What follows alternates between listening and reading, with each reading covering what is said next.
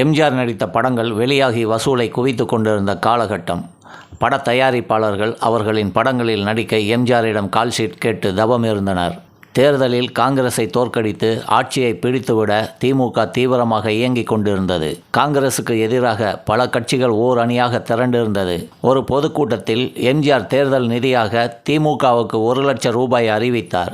தொண்டர்கள் கைதட்டி ஆரவாரம் செய்தனர். அண்ணா பேசும்போது, எம்ஜிஆரிடம் இருக்கும் பணம் என்னுடையது போல, அது எங்கேயும் போகாது, எப்பொழுது வேண்டுமானாலும் எடுத்துக்கொள்ளலாம். இந்த தேர்தலில் நாம் காங்கிரஸை தோற்கடிக்க வேண்டும். அதற்கு எனக்கு எம்ஜிஆரின் 30 நாள் கால்ஷீட் வேண்டும். எம்ஜிஆர் முகம் காட்டினால் 30,000 ஓட்டுகள் நிச்சயம் கிடைக்கும் என்றார். எம்ஜிஆர் தீவிர தேர்தல் பிரச்சாரத்தில் இருந்த நேரம். அவரது தோட்டத்தில் எம்.ஆர். ராதாவால் சுடப்பட்டார். அவர் கொடுத்த கால்ஷீட் வீணாய் போனது. ஆனால் படுத்துக்கொண்டே அந்த தேர்தலில் திமுகவை ஜெயிக்க வைத்தார். அதுதான் எம்ஜிஆர் என்ற 3 எழுத்தின் மந்திரம்.